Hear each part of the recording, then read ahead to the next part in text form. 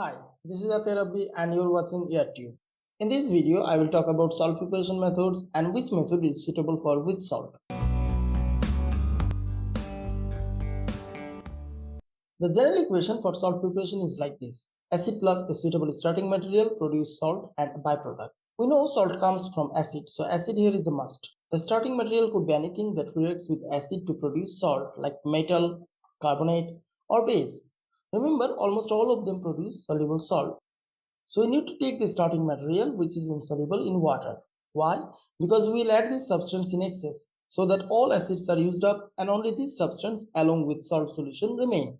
Now we can easily filter out this excess substance as it is insoluble. There are three general methods for soluble salt preparation: by acid metal reaction, by acid carbonate reaction and by acid base reaction. For acid metal method, first know that acid metal reaction always produce salt and hydrogen gas. At first, we take some acid in a beaker, add the metal gradually until no more bubbles are observed. This is because in acid metal reaction, hydrogen gas is also a product. So when hydrogen gas is no more produced, that indicates us the reaction is complete. We then filter the solution to remove excess metal. On the filter paper, insoluble metal will remain as residue, while in the filtrate we will get soluble salt and water. Now we evaporate the water using heat. This is called concentrating the filtrate. We keep doing this until the solution is saturated. How do we test if the solution is saturated?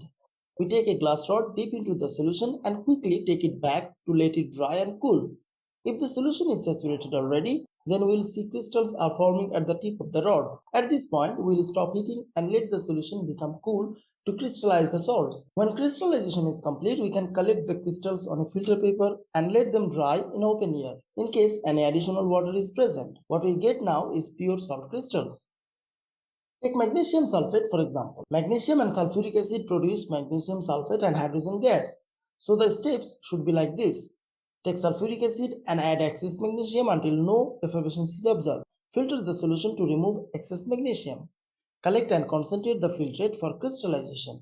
Filter the crystals to remove additional water and collect dry crystals. That's it. Now you know how to prepare salt using acid metal reaction. But wait, where can we use this method? This method is suitable for moderately reactive metals like magnesium, aluminium, zinc, iron or tin, but not suitable for highly reactive metals like sodium, potassium or calcium as they will react violently, or less reactive metals like copper or silver as they will not react with dilute acid. Even if they react with concentrated acid, they will produce different products. Acid carbonate reaction always produce salt, water and carbon dioxide. The procedure is similar to the acid metal method. We take acid and add excess carbonate until no effervescence of carbon dioxide is observed. When the reaction is complete and carbonate is not dissolving anymore or carbon dioxide is produced no more, we filter the solution to remove excess carbonate. The filtrate is now containing salt solution only. We then collect and concentrate the filtrate. After crystallizing the saturated solution, we can filter the crystals to remove additional water on dry filter paper. This method can be used with any metal carbonate and acid providing that the salt produced is soluble. Acid-base reaction always produce salt and water. Acid-base method can be categorized into two types: acid with insoluble base and acid with soluble base or alkali. Acid with insoluble base method is just like the other methods as previous. We take acid and add excess base until the base stops dissolving, which means the reaction is complete.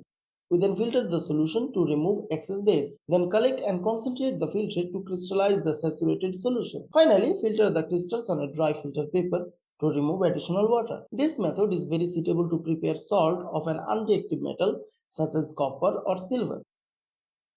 Acid with soluble base or alkali, however, requires a special technique called titration. We use titration, also known as volumetric analysis, to measure how much acid with how much alkali will require to completely finish the reaction. That means no extra acid or alkali will remain in the solution. At this point, you don't need to learn very much about titration as we will cover this topic separately. Just remember some key points about titration. Acid-base titration is quantitative analysis. This process uses an acid or base of known concentration to neutralize an acid or base of unknown concentration. Titration progress is monitored by indicators or pH electrodes. By titration, we can calculate the amount of acid and alkali for a complete reaction. Why titration is essential here? That's because all the substance in this method is water soluble. So we cannot separate excess alkali from the solution. Therefore, we measure it before preparing salt using titration so that no extra acid or alkali remain after the reaction. For example, preparing sodium nitrate from sodium hydroxide and nitric acid. Note that all of them are water soluble. We can measure amount of sodium hydroxide and nitric acid using titration. When we prepare sodium nitrate using known volume of sodium hydroxide and nitric acid, the only substance after the reaction will be aqueous sodium nitrate.